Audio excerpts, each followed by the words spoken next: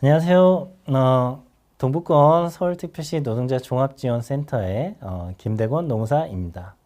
오늘 강의는 실업급여 편을 좀 준비해 봤는데요. 잘 들어주시기 바랍니다. 자, 실업급여 요건입니다. 근로자가 만약에 2020년 1월 1일 날 입사를 했다. 그런데 2021년 6월 30일까지 근무를 했다. 한 18개월 정도 되죠. 18개월 동안 180 이상 근무를 해야 됩니다. 만약에 그 근로자가 입사를 했는데 한번 단절되고 다시 재입사를 했는데 실업급여를 그때는 안 받았겠죠. 재입사를 했는데 그게 이제 18개월 동안 180일 이상 근무를 하면 그것도 수급 요건이 됩니다. 180일 이상을 근무를 해야 된다는 거죠. 18개월을 무조건 지키라는 법이 아니라 18개월 동안 180일 이상 이 두 가지를 기억하고 계시면 됩니다. 그리고 자발적 실업이 아닐 것, 그리고 중대한 기책사유가 아닐 것, 이 두 가지만 준수되면은 실업급여를 받을 수가 있습니다. 다만 자발적 이직한 경우라도 신청한 경우가 있는데요. 이게 고용보험법 시행규칙 별표 2에 수급 자격이 제한되지 아니하는 정당한 이직 사유에 해당이 되는 경우입니다. 자, 이직 사유에 따른 수급 자격의 제한 원칙. 우리가 금고 이상의 형을 선고받은 경우, 그리고 고용노동부령으로 정하는 기준에 해당하는 경우, 정당한 사유 없이 근로계약 또는 취업규정을 위반하여 장기간 무단 결근한 경우, 그리고 자기 사정으로 이직한 피보험자로서 전직 또는 자영업을 하기 위하여 이직한 경우, 그 다음에 중대한 기칙사유가 있는 사람이 해고되지 아니하고 사업주의 권고로 이직한 경우, 그 밖에 고용노동부령으로 정하는 정당한 사유에 해당되지 않는 사유로 이직한 경우에는 수급 자격이 제한이 됩니다. 그래서 보시면 1호의 남욱 고용노동부령과 2호 다목의 그 밖에 고용노동부령의 내용이 다르다는 것을 유의해 주셔야 됩니다. 자, 58조 1호 남욱 고용노동부령에 대해서 좀 볼게요. 뭐 예를 들면 납품업체로부터 금품이나 향응을 받고 불량품을 납품받아 생산의 차질을 가져온 경우, 사업의 기밀이나 그 밖의 정보를 경쟁관계에 있는 다른 사업자 등에게 제공하는 경우 등 8가지가 있는데요. 우리가 흔히 이제 실수를 할 수 있는 것들은 거짓 사실을 날조 유포하거나 불법 집단 행동을 주도하여 사업에 막대한 지장을 초래, 재산상 손해를 끼친 경우가 좀 있습니다. 그리고 횡령, 장기 유용, 착복 뭐 이런 것들이 있고요. 그 다음에 인사 격리 회계 담당 직원은 그 실적 조작이나 거짓 서류 작성해서 사업에 막대한 지장을 초래해서 재산상 손해를 끼친 경우가 있습니다. 그렇게 하면 안 되겠죠. 회사의 어떤 본인의 기책 사유로 인해서 회사에게 막대한 피해를 주는 경우에는 수급 자격이 제한됩니다. 사례 하나 볼게요. 이 청구인이 2000년 10월 2일 날 그 새마을금고에서 입사를 해서 근무를 했었는데 이제 징계해고를 당한 거예요. 자, 자발적 사직이 아니잖아요. 징계해고니까 비자발적 사직이란 말이에요. 그래서 이분이 자기는 실업급여를 받겠다라고 하여 그 고용센터에다가 실업급여를 청구를 했습니다. 그런데 고용센터에서는 부지급 통보를 했죠. 사실을 알고 보니까 직책을 이용하여 공금을 착복, 장기 유용 횡령하거나 배임한 경우, 그리고 인사, 격리, 회계 담당 직원이 근로자의 근무 상황 실적을 조작하거나 거짓 서류 등을 작성하여 사업에 막대한 지장을 초래하여 재산상 손해를 끼친 경우에 해당된다고 보았던 것이에요. 자, 그러다 보니까 심사 청구를 한 거죠. 그 기관에서는 이렇게 판단을 했습니다. 청구인은 고의로 대출 규정 등의 어긋남을 알고 대출을 진행하게 했으나 실무자에게 지시한 사실이 없으며 거짓 서류 등을 작성하여 사업에 막대한 지장을 초래하거나 재산상 손해를 끼친 사실이 없다고 청구인은 주장하고 있지만 우리가 보니까 지금 대출가는 초과금이 13건이 다 부당하게 했고 대출을 진행을 했고 그것이 19억에 해당되며 그 다음에 회사에서 지금 5억 원의 그 집행 보전을 위해서 관할 법원에 가압류를 하고 있다라는 사실, 그 다음에 새마을금고 중앙회에서 청구인에 대해서 배임 혐의로 땡땡 경찰서에 고발하여 2020년 1월 20일 현재 사건이 수사 중에 있는 것으로 확인돼서 실업급여 청구는 부지급하는 것이 맞다라고 판단한 사례입니다. 자, 제58조 2호 다모 고용노동부 령에 대해서 좀 볼게요. 다음 사유가 이직일 전 1년 이내 2개월 이상 발생한 경우, 뭐 예를 들면 처음에 그 채용할 때 받는 근로조건이 이제 이후에 채용 이후에 그 근로조건보다 낮아지게 된 경우나 임금 체불이 있는 경우, 그리고 소정근로에 대하여 최저임금에 미달하게 된 경우, 근로기준법 제53조에 따른 연장근로의 제한을 위반한 경우, 사업장의 휴업으로 평균 임금의 70% 미만을 지급받는 경우에는 예외적으로 우리가 실업급여를 받을 수가 있습니다. 자, 사업장에서 종결, 성별, 신체 장애, 노조활동 등을 이유로 불합리한 차별 대우를 받은 경우, 사업장에서 본인의 의사에 반하여 성희롱, 성폭력, 그 밖의 성적인 괴롭힘을 당한 경우, 사업장에 도산 폐업이 확실하거나 대량의 감원이 예정되어 있는 경우에는 가능합니다. 자발적 사직이라도 가능하다는 거죠. 그리고 퇴직을 공고받거나 공고사직, 인원 감직이 불가피하여 고용조정 계획에 따라 실시하는 퇴직 희망자의 모집으로 이직하는 경우, 예를 들면 사업의 양수 합병, 뭐 이런 것들이 있고, 사업의 일부 사업 폐지, 업종 전환이 있고, 직제 개편 뭐예요? 직무가 다 전체적으로 개편이 된다는 거죠. 그로 인해서 조직이 폐지, 축소가 되거나, 신기술의 도입, 기술 혁신 등에 따른 작업 형태의 변경, 경영의 악화, 인사적재, 그 밖에 이에 준하는 사유가 발생한 경우에는 그 실업급여를 수급할 수 있다라고 이해하시면 됩니다.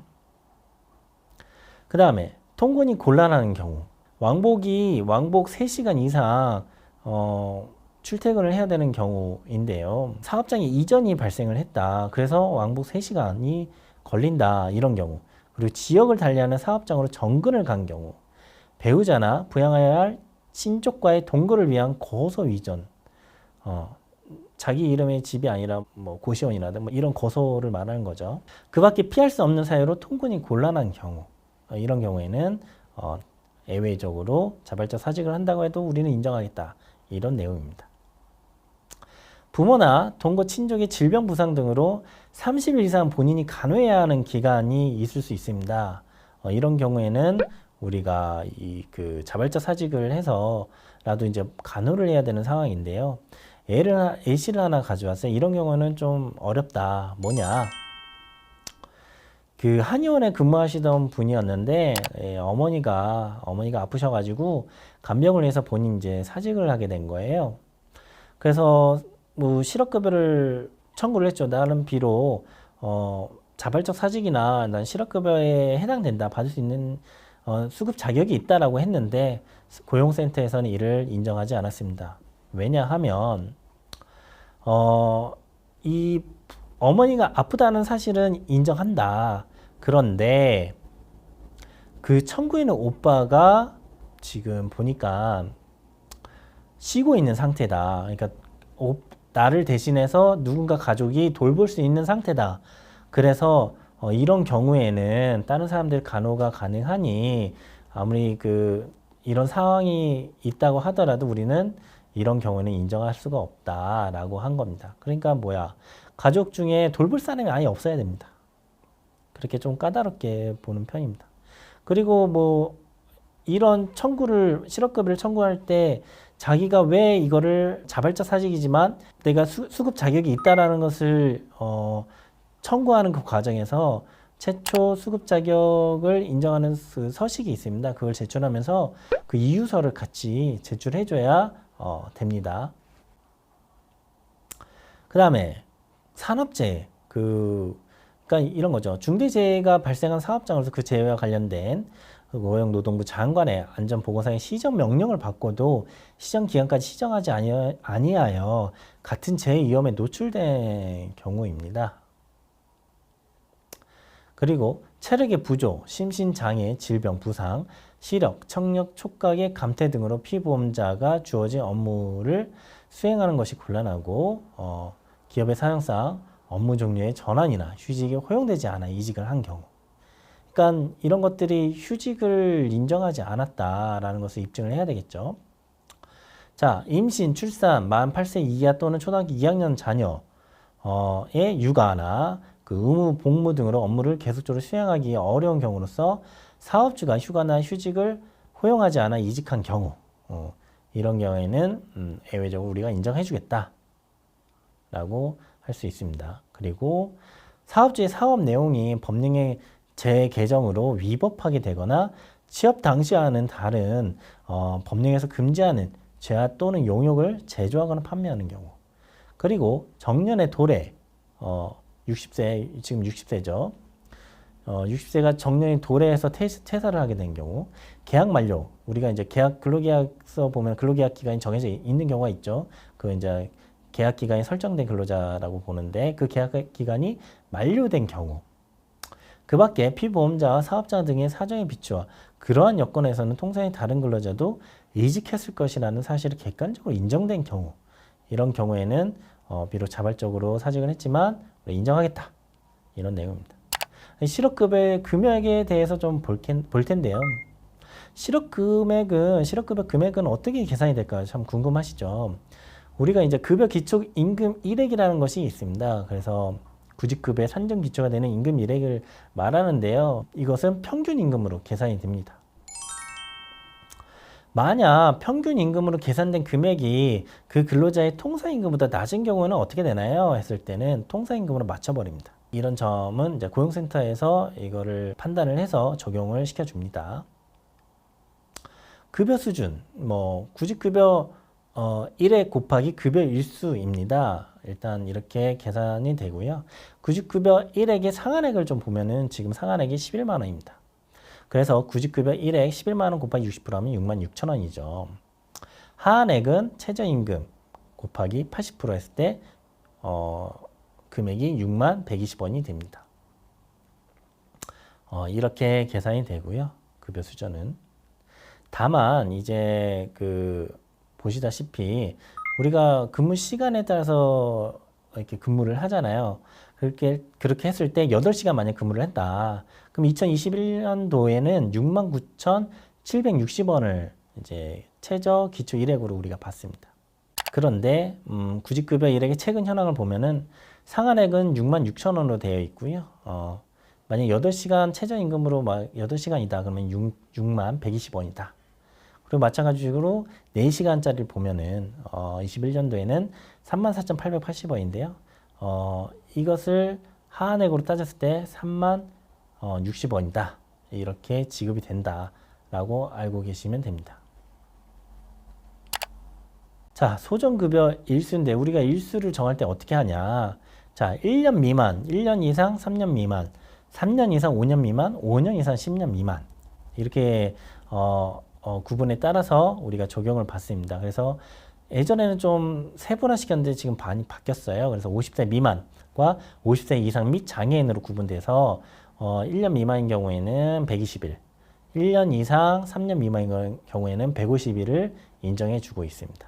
이렇게 해서 살펴보시면 될 것 같고요. 가장 중요한 이제 마지막 파트, 구직급여 절차입니다. 아까도 설명드렸다시피 만약 비자발적 사유에는 고용센터 가시면 그 신청 창구가 있습니다. 그래서 구직 등록 실업을 했고 구직 등록을 하고 그 다음에 그 구직 등록은 뭐예요? work.go.kr에 본인이 직접 워크넷을 통해서 신청이 가능하다. 그래서 구직 등록을 하고 그 다음에 고용센터에 가서 수급 자격 그 교육을 이수를 받아야 합니다. 그래서 온라인도 요즘은 코로나 때문에 온라인 수강이 가능합니다. 만약에 수급 자격이 고용센터에서 보았는데 뭔가 이유가 있어서 불인정을 했다. 아까 예시 봤었죠. 그런 거가 있을 경우가 있잖아요. 그래서 만약 불인정이 됐다 그러면은 실업급여를 못 받습니다. 다만 통보가 왔고 그것은 처분이기 때문에 우리가 그 행정심판을 제기할 수가 있습니다. 그래서 심사, 재심사 청구가 가능합니다. 만약 인정이 된다. 인정이 되면 구직급여 신청부터 구직 활동을 하게 되고 구직 활동을 하다가 만약에 조기에 뭐 취업이 됐다 그럼 조기 취업 수당을 신청할 수 있고 그 다음에 광역 구직 활동비 멀리 있는 지역을 이제 그 활동을 했을 때 받는 비용이고요. 이주비는 이사를 할 경우 이주비를 받을 수가 있습니다. 그래서 구직 활동을 하게 되면 이제 실업급여가 그 아까 요건에 따라서 일수에 따라서 이제 받게 되는 거죠. 만약에 자발적 사직인데 예외적인 경우라고 한다면 일단 그 고용센터에 가셔서 아까도 말씀드렸다시피 반드시 그 내가 왜 자발적 사직이지만 그 이것을 수급할 수 있는 자격 요건이 해당되는지에 대해서 의견서를 써야 됩니다. 그래서 아까 나열한 그 사유에 따라서 이러이러하기 때문에 내가 왕복 3시간 이상 걸린다. 이거를 입증할 서류를 가지고 청구를 할 경우에는 동일하게 수급 자격이 인정될 것이고 인정이 되면은 구직 활동 등 지금 화면에 보시는 이런 절차를 통해서 받을 수가 있습니다. 그래서 지금 구직급여 절차를 이제 살펴봤는데요. 뭐 자세한 거는 사실 센터에 가면은 거기 있는 상담하시는 분들이 잘 알려줍니다. 세부 절차나 뭘 가지고 와야 된다 이런 걸 알려주니까 그렇게 해서 실업급여를 받아가시면 됩니다. 이렇게 해서 실업급여 편을 마무리 지었는데요. 알찬 시간 되셨으면 좋겠고요. 그리고 또 다음에 기회가 있을 때 또 영상으로 또 준비해서 만나 뵙겠습니다. 감사합니다.